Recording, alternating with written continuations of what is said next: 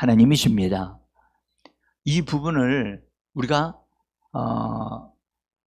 오늘 이 예수님 우리에게 말씀하신 이 말씀 가운데서 우리가 그것을 발견할 수 있게 되어지는데, 우리가 예수님이 부활하신 날,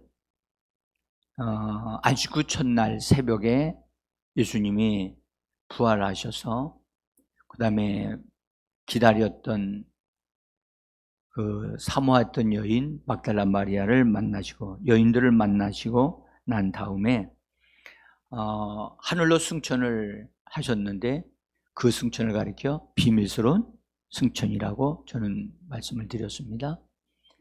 그리고 승천하신 다음에 공적으로 제자들을 만난 것은 저녁 때였어요. 공적으로 제자들이 한 자리에 모여 있을 때 만남으로 그때 하늘의 행정을 실행하십니다. 근데 우리는 이 부분을 잘 볼 필요가 있어요. 예수님이 이 땅에 사실은 저녁 때 내려오신 게 아니거든요. 조금 일찍 내려오셨어요. 하늘에 올라가셨을 때 예수님은 제자들이 상당히 혼돈스러워하고 있고 힘들어하고 있다는 사실을 다 알고 계셨어요. 그래서 예수님이 올라가시면서 여인에게 그 막달라 마리아에게 내가 이제 아버지께로 간다. 그분은 나의 아버지요 너희 아버지다. 나의 하나님이요 너희 하나님이다 라고 말씀하시면서 내 형제들에게 가서 말해주라고, 이것이 부활하신 예수님의 첫 선언이자 첫 언어예요. 이건 굉장히 중요한 말씀이에요. 내 제자들에게 가서 말해주라 그렇게 말씀하지 않았어요. 그리고 내 형제들에게 가서 말해주라고. 아주 예수님이요 부활하시면서 마음에 있는 그 준비했던 말을 그때 딱 주신 거거든요. 내 형제들에게.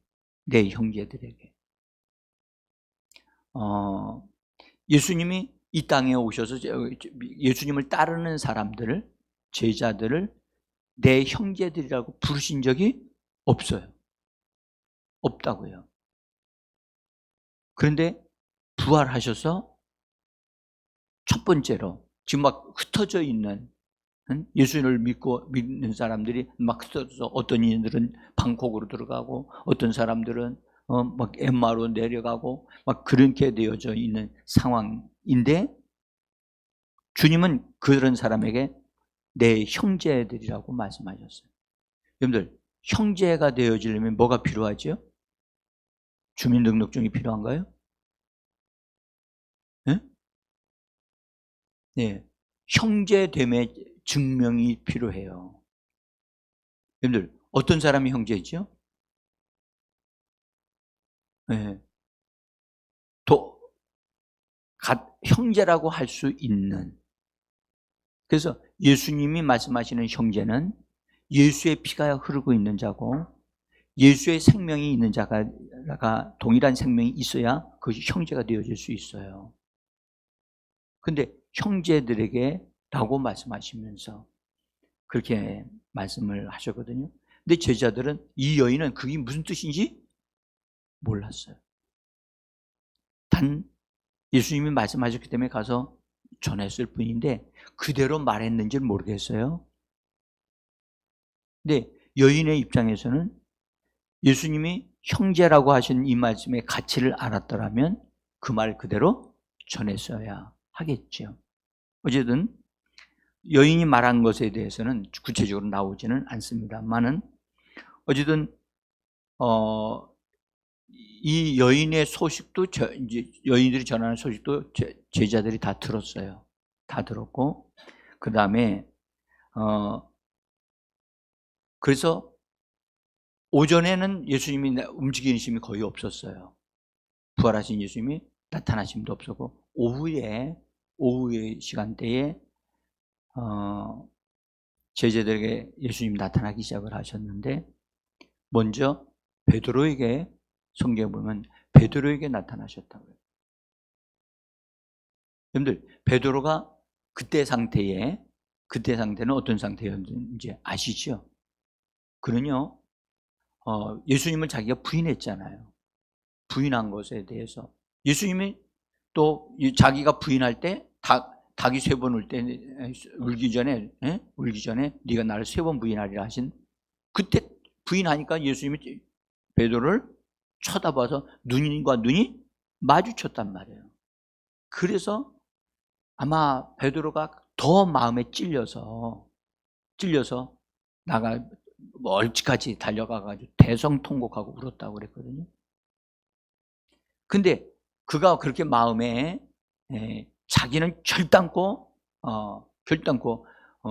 예수님을 부인하지 않고 죽는 데까지 자기가 죽을지라도 그렇게까지 각오를 한 거였는데, 너무 기가 막힌 일을 자기가 했다는 사실을 알고 정말 밖에 나가고 싶지 않고 제자들과 만나고 싶지 않아서 틀림없이 어느 곳에 와서 방콕하고 있었을 거라는 거지.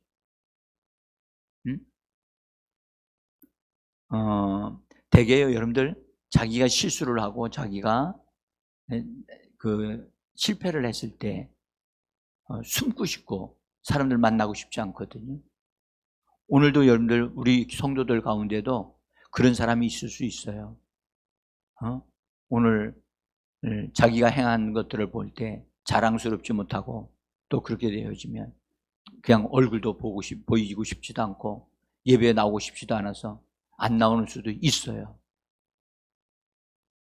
그러나 우리 그리스도인들은요, 우리의 어떠함이 드러나면 드러날수록 하나님께로 나와야 될 줄 믿습니다. 이건 결코 쉽지 않아요. 한번 볼까요? 부부싸움 하면 예배에 나와야 돼, 안 나와야 돼요? 아니, 솔직히 나올 마음이 있어요? 응? 자식하고 한판 했어요. 응? 야, 내가 예수 믿는 자로 돼가지고 자식하고 이렇게 막 그냥 험한 말을 하고 이 모양 이 꼴로 해가지고 가서 예배 드리면 하나님이 예배 받으시겠나? 그렇게 생각하기 쉽다고요. 근데 여러분들, 예배에 대한 가치를 아는 사람은 그러기 때문에 예배로 나와야 되는 거예요. 그래서 예배에 실패하는 사람들이 너무 많아요. 그래서 예배는 여러분들, 이 세상에 어떤 것과도 바꿀 수 없는 거예요. 그리고 그 시점을 딱 그때를 놓치면 그때 주시는 축복을 얻어 누릴 수 있는 기회가 다시는 안 와요. 평생 다시 안 온다니까. 그러면 여러분들, 한 번에 그 예배 빠지는 것으로 인해서 내가 영적으로 성장되어져야 할 부분이 성장이 안 됐다면 그 결과는 어떻게 될까? 상상만 해도 정말 두렵습니다. 정말 두렵다고. 우리가 우리 새벽에 봤어요. 예수께서 부활을 통해서 산돌이 되셨다고 그랬죠? 산돌이신 예수에게로 뭐 하라고요? 나가야 된다. 산돌이신 예수에게로 들어가야 된다. 들어가면 뭐가 되죠? 산돌이신 예수님의 성분이 그 사람에게로 들어와요. 들어오면 우리가 어떻게 돼요? 산돌이신 예수님의 성분이 우리 안에 들어오면서 우리를 적시고 물들어지게 할 거 아니에요. 여러분들, 저 나무가 있어요. 저기 나무에 물을 주는데 석회석이 들어있는 물을 주면 저 나무는 어떻게 될까요? 죽어요? 살아요? 왜 죽죠? 응? 보세요. 어떤 분이 그걸 실험을 했는데 계속해서 물을 줬대요. 진짜 나중에는 죽었는데 그것을 나무를 잘라보니까 그 나무 속에 석회가 다 들어가 가지고 다 석회화되어졌더라는 거야. 어? 나무 속이. 여러분들, 식물들도 그런 것을 계속해서 주면 그렇게 만들어져요. 우리가 산돌이신 예수님에게로 들어가서 예수님 안에서 나에게 예수님의 산돌의 성분이 나에게 공급이 되어지면 결국 나는 뭐가 되느냐? 산돌들이 돼요. 그래서 베드로전서 2장 4절에서 그렇게 말씀하셨단 말이에요. 어? 너희가 산돌이신 예수에게로 뭐하여? 나가라는 거예요. 그 안으로 들어가야 우리가 산돌이 되어질 수 있습니다. 아멘? 그러니까 그런 열정, 그런 침노함이 우리에게 있어야 된다니까요. 어? 이 부분은 여러분들 이 사실을 진리로 믿는 사람은 절대 내가 상황이 어땠고 내가 지금 상태가 안 좋고 그래도 나는 이럴수록 하나님께로 나가야 된다. 응? 여러분들, 솔직히 여러분들, 제가요, 여러분들, 우리가 힘이 연약해지고 육신적으로 삶이 마무리되어질 때가 가까웠을 때는 나가고 싶어도 나가요, 못 나가요? 못 나가요. 그러니까 우리에게 여건이 되어질 수 있을 때 지금 준비를 안 해놓으면 여러분들 그때 가서는 준비 못 해요. 제가 이번에 목사님들 오셨잖아요. 근데 저희 학교 선배, 저와 직접 연결되어 있는 분이 있는데 김정건 목사님이라고 성일교회에 교회를 세우신 목사님이신데 그분이 교회를 다 세워놓고 70세에 은퇴를 하셨어요. 할 수 있는 더 좋은 일을 하실 수도 있는데 그분은 우리나라의 아주 유명한 부흥 강사이셔요. 근데 충분히 더 일을 하실 수 있음에도 불구하고 그분이 70이 되어지면 그 후임자에게 넘겨준다고 교회적으로 얘기를 하시는 바람에 그 말에 올무가 돼서 그냥 후임자를 구해서 넘겨줬다고요. 그래서 후임자가 왔어요. 그래서 지금 몇 년 됐어요. 후임자를 어떤 사람이 뒀느냐? 외국에서 공부 많이 한 사람, 그래서 영어 잘하는 사람. 그래서 적어도 내 후임자는 적어도 이런 성도, 이런 목사가 되어야 된다 해가지고 그분을 세웠어요. 세웠는데 이번에 오셨어요. 오늘 전화를 저한테 하셨어요. 김종훈 목사님이. 근데 제가 딱 와서 앉았는데 김 목사님이 일찍 오셨어요. 부부가 와서 여기 고기 앉으셨는데 제가 뒷자리에 딱 앉아서 딱 이렇게 기도하는데 주님이 제 마음을 감동시키시면서 너 저분들에게 물질적으로 지원을 해라. 그래서 제 주머니에 있는 돈을 꺼내서 봉투에 넣어가지고 갖다 드렸어요. 주님이 그게 제 마음에 그렇게 감동을 시키시니까. 근데 그분이 오늘 전화를 하시기를 김 목사, 내가 세운 교회에서는 나에게 아무것도 지금 지원이 안 해주네. 기가 막힌 말씀을 하시더라고요. 그러시면서 김 목사가 내게 준 그 돈이 나에게 얼마나 요긴한 돈인지 너무 고맙네 하시면서 마치 음성이 울먹울먹 하시는 음성이 제게 들려왔어요. 그래서 제가 정말 너무 안타깝구나. 그러시면서 그분이 이런 얘기를 하시는 거예요. 자기가 지난 주간에 갑자기 뭐 하다가 뒤로 넘어지는 일이 생겼다는 거예요. 넘어졌는데 그때 죽을 것만 같더라는 거예요. 이래서 죽겠구나. 그래서 죽을 뻔 하다가 살아났다고 그렇게 얘기를 하시면서 그 목사님은 그런 얘기 하세요. 내가 다른 교회도 가서 이렇게 지방에 때 가지만 김 목사가 같이 이렇게 돈을 주는 데는 김 목사밖에는 없어. 그러시는 거예요. 뭐 많이 드리지도 못했지만, 저는 그분을 보면서 뭘 느꼈느냐 하면요. 할 수 있을 때 해야지, 할 수 있는데도 불구하고 어떤 제도에 붙잡혀가지고 70이면 은퇴해야 된다 해가지고 70인데 은퇴를 해가지고 지금 그분 70이 넘은 목사님들 많거든요, 지방에. 근데 그분은 은퇴 안 했어요.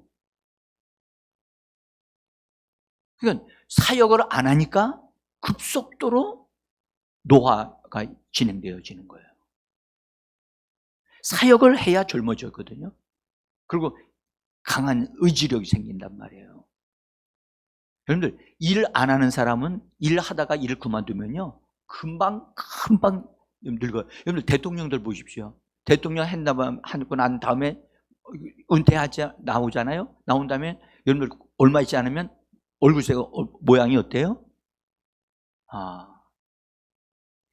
정말 여러분들, 우리는요, 침노할 수 있을 때 우리가 믿음으로 침노하셔야만 합니다. 나중에 하면 되죠, 뭐. 아니요. 그때는 가고 싶어도 못 가요. 응? 침노해야 돼요. 그래서 베드로는 그때 당시에 너무 자기가 충격을 크게 받았기 때문에 그냥 방콕하고 있었거든요. 근데 예수님이 찾아오신 거예요. 그래서 예수님이 오신 것 때문에 예수님이 베드로에게 어떤 말씀을 해주셨다는 성경 내용이 전혀 없어요.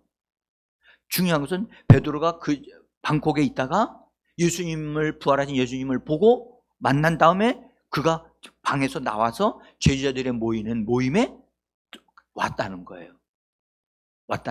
그래서 와가지고 나 부활하신 예수님 나 만났다? 그 얘기를 모인 사람들한테 얘기를 한 거예요.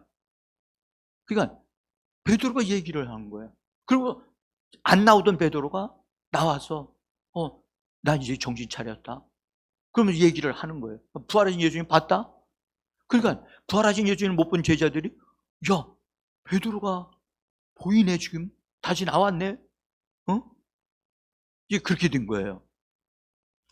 그런데 베드로의 얘기가 막 진행되는데 갑자기 그 제자들이 모이는 그곳은 문을 안에서 잠그고 바깥에 빛이 안 나가고 그런 아주 은밀한 장소란 말이에요.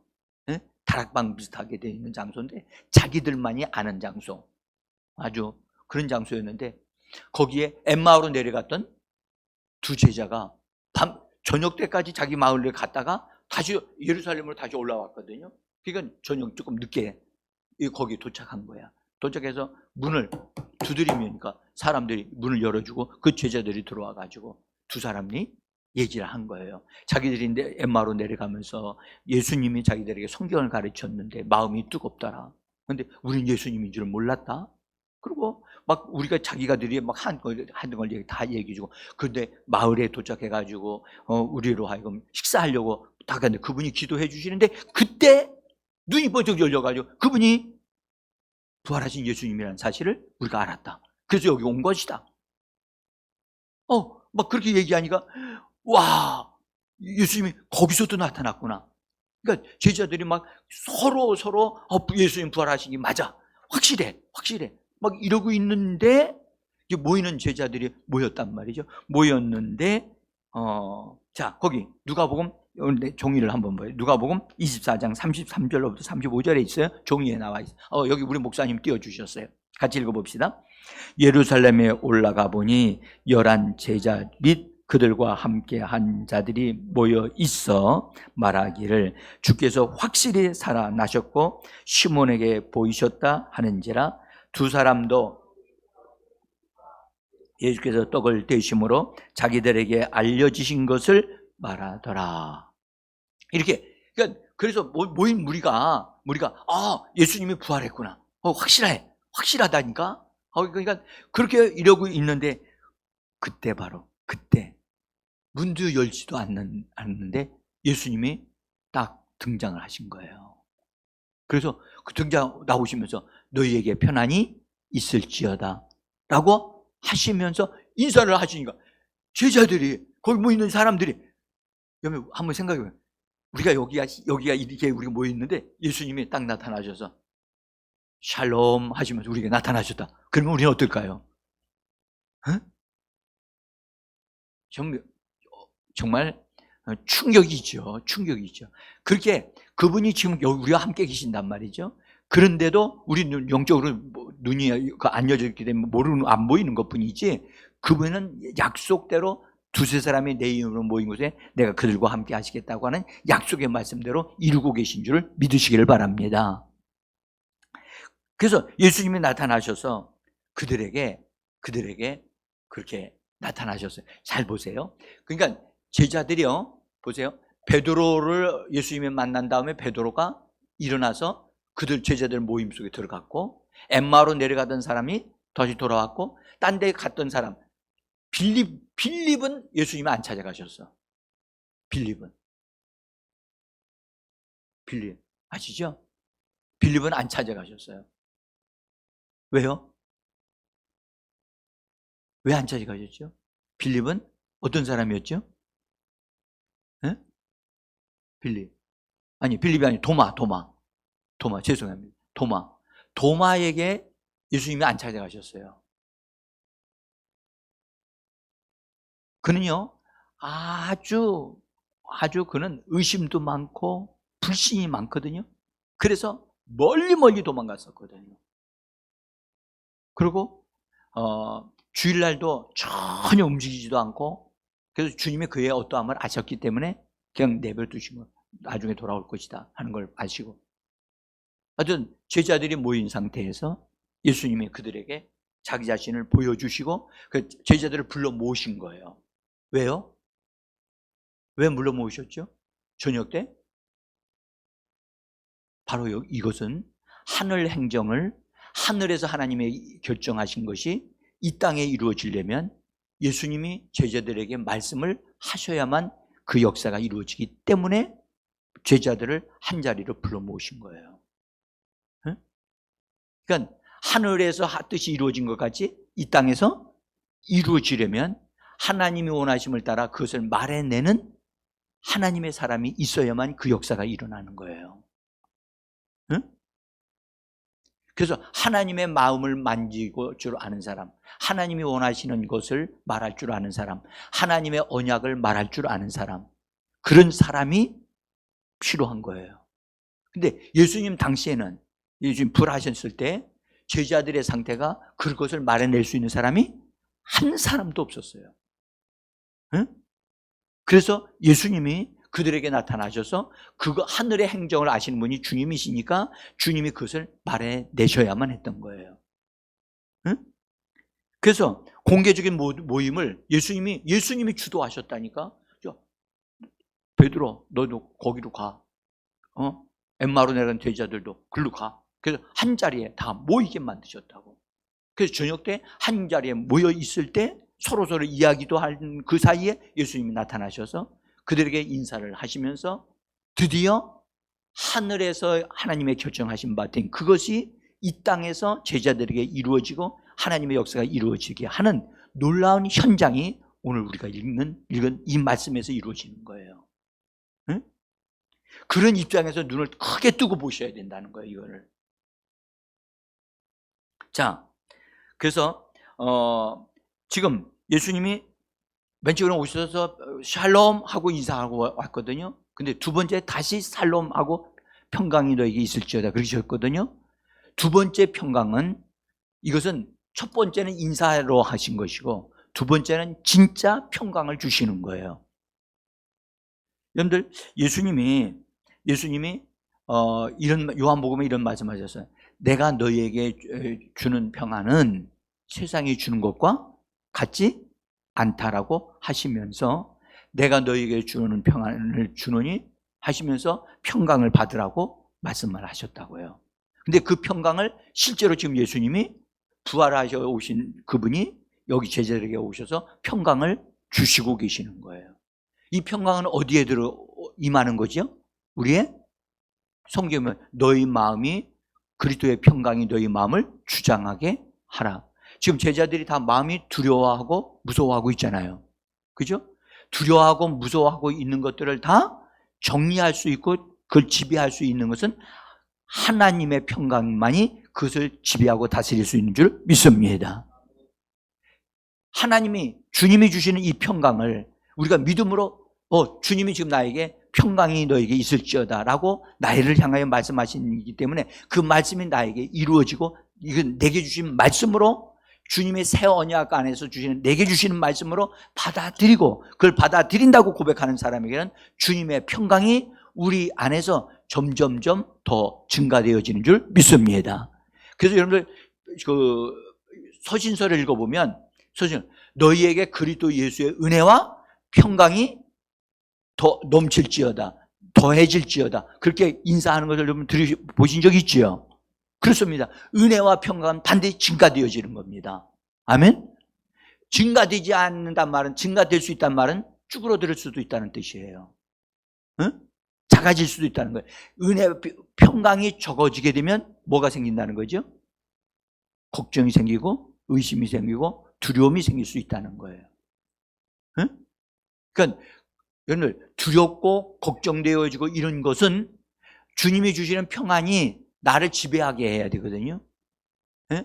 그리스도의 평강이 너희 마음을 주장하게 하라고 말씀하셨단 말이에요. 그러니까 우리가요, 이 시간 이 말씀대로 지금 주님이 우리에게 이 평강을 주심을 믿음으로 받아들이기를 원합니다. 주님, 내가 이 평강을 받아들이나이다. 이 평강이 나의 영도, 나의 마음도, 내 몸까지도, 내 환경까지도 하나님 주님의 평강이 나를 지배해 주시기를 원합니다. 그래서 전폭적으로 받아들이는 거예요. 응? 하나님의 역사는 말씀을 받아들임으로 이루어지는 거거든요. 응? 그래서 첫 번째로 주님은 제자들을 사로잡고 있었던 두려움과 또 걱정과 염려하는 것들을 몰아내고 제거하기 위해서 평강을 주시는 거예요. 우리의 힘으로 그걸 쫓아낼 수가 없기 때문에 지금도 마찬가지예요. 여러분들 어둠을 쫓아내려면 뭐가 필요하죠? 빛이 들어오면 돼요. 빛이신 주님을 받아들이면 어둠은 사라지는 거예요. 그러니까 이거 겁먹고 두려워하고 걱정하고 있는 이들, 주님이 주신 평강을 딱 받아들이니까 그것이 평강이 그것들을 다 제거하고 없이 하잖아요. 그래서 제자들 마음에 주님이시로구나. 그러면서 마음의 평강이 임하면서 안정되어지면서 그 다음에 그제서야 눈이 열려져서 주님이시네, 주님이야, 이렇게 되어지는 거거든요. 그래서 어쨌든 예수님이 어떻게 들어오셨는지는 그건 비밀스러운 일이라 우리는 잘 알 수 없어요. 이건 신비한 일이라 어떻게 문도 안 열고 들어오실 수 있었나? 이거는 정말 부활의 세계에서 이루어지는 놀라운 비밀스러운 일인데, 어쨌든 뼈와 살도 있는 예수님이었잖아요. 그렇죠? 그런데도 그냥 들어오셨다는 것은 초자연적인 역사가 예수님에게 있었다는 사실을 우리가 분명히 알 수가 있습니다. 자, 우리가 여기서 좀 알 수 있는 것은, 그러면서 제자들에게 예수님이 손과 옆구리를 보여주시면서 봐라, 심지어 보라 하고 하시면서 자기가 바로 십자가에 못 박힌 그 예수다라고 하는 것을 보여주셨어요. 그래서 제자들이 확신을 갖고 너무너무 기뻐하면서 주님이심을 알았어요. 그리고 주님은 영으로 오신 것이 아니라 몸으로 직접 오신 분이심을 제자들이 알았단 말이죠. 그러니까 몸의 부활을 제자들이 믿게 되어진 거예요. 아멘? 그래서 이 부분이 이제 매우 중요한데요. 그래서 이제 평강을 주시면서 주님은 다시 제자들에게 내가 너희를, 아버지께서 나를 보내신 것 같이 나도 너희를 보낸다고 하시면서 보내는 것이 차원이 다르게 됐어요. 여러분들, 예수님이 제자들을 불러 세우고 사도들로 세우시면서 그들이 너희는 여러 지역에 다니면서 복음을 전하고 회개하라 천국이 가까웠다라고 외치라고 하시면서 초창기에는 그렇게 하셨어요. 근데 여기서는 제자들을, 그 형제들이에요. 형제들을 보내시는 거예요. 다시 세상으로 보내시는 거예요. 그러니까 보내실 때 그냥 보내시는 게 아니고요. 나중에 이제 성령을 부어주시는데 성령과 함께, 주님과 함께 살고 함께 역사하는 사람들이 되어진 그런 제자들을 보내시는 것을 우리가 알 수가 있어요. 전에는 사도 예수님이 육신으로 와서 일을 하실 때는 제자들에게 권능을 주셔서 보내셨어요. 근데 여기서는 그렇게 보내지 아니하시고 주님 자신이 생명의 성령이 되셔서 그와 함께 제자들과 함께 나가서 하나님의 역사를 이루는 그런 자들이 되어지게 하신 겁니다. 자, 그리고 우리 주님이 그들과 함께 하시면서 그들을 보내셨어요. 이 보낸다, 파송시킨다. 그래서 예수 믿는 사람들은 예수 그리스도 안에서 우리는 이 땅에 보내심을 받은 자라는 것을 믿으셔야만 합니다. 우리가 이 땅에 보내심을 받은 자, 다시 보내심을 받은 자란 말이에요. 응? 이 보내심을 받은 자는 사명을 가지고 있다는 말이거든요. 그래서 우리는 그리스도인들은 사명을 가지고 있어요. 아멘. 그래서 이 사명을, 내게 주신 사명을 다 완수하기 전까지는요, 여러분들, 우리가 절대 포기하거나 또 내가 맡은 일을 내려놓으면 안 돼요. 오늘날 교회들이 목사님들 또 장로님들 나이가 얼마나 되어지면 다 은퇴하게 하시잖아요. 그죠?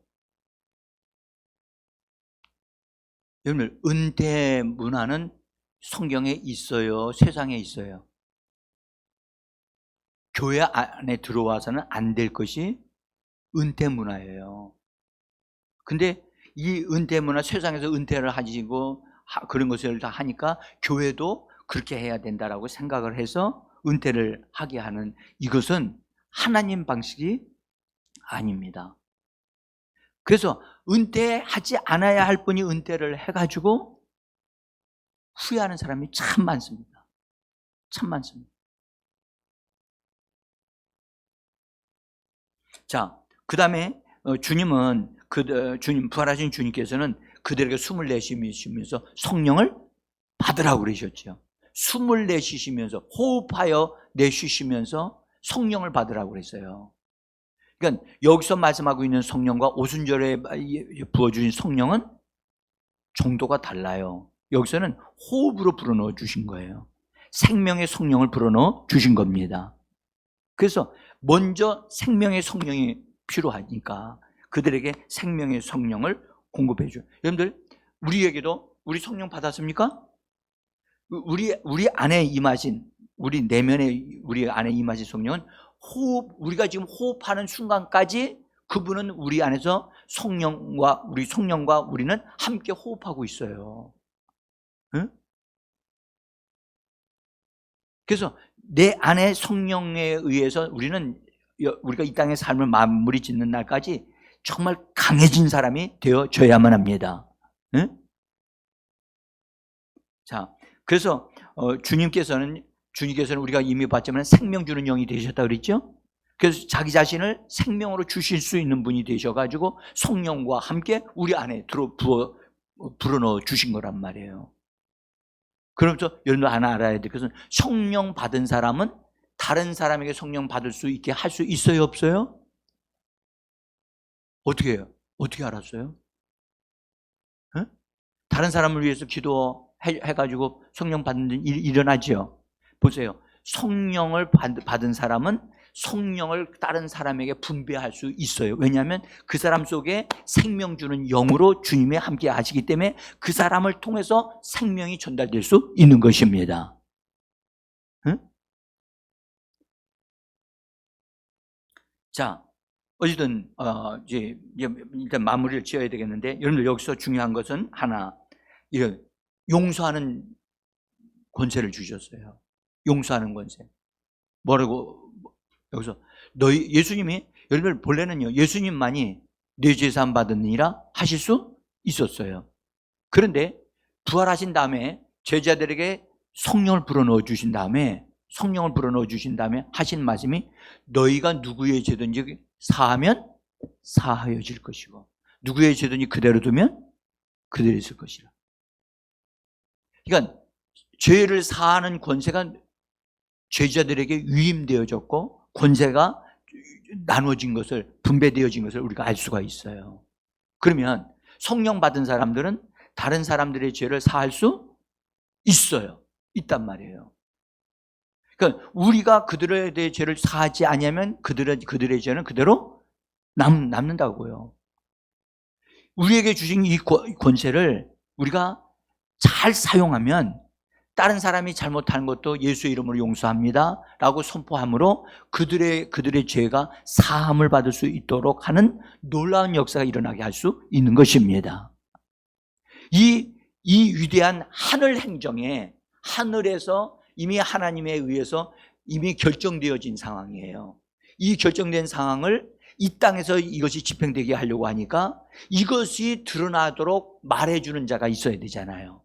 그래서 예수님이 오셔서 이것을 제자들에게 말해 주시면서 제자들이 이 권세와 능력을, 이것을 다 받아들이고 이것을 다른 사람에게 똑같이 말함으로 그 역사가 계속 지금까지 하나님의 역사가 일어나게 되어지고 있는 줄 믿습니다.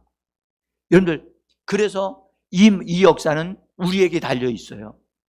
그래서 여러분들, 누구의 죄를 용서하느냐 안 하느냐, 하나님 용서해 주세요 라고 할 게 아니라 예수의 이름으로 그 사람의 죄를 용서합니다. 하나님께서도 그를 용서해 주시옵소서 라고 우리가, 그 권세가 우리에게 위임됐기 때문에 그렇게 말할 수 있는 자가 되셔야 되는 거예요. 응?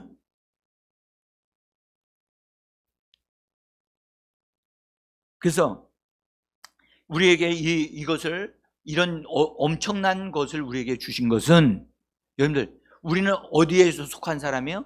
하늘에 속한 사람이고 하늘 행정을 이 땅에 이루어가는 사람이 되어지게 하셨다는 사실을 기억하셔야만 합니다.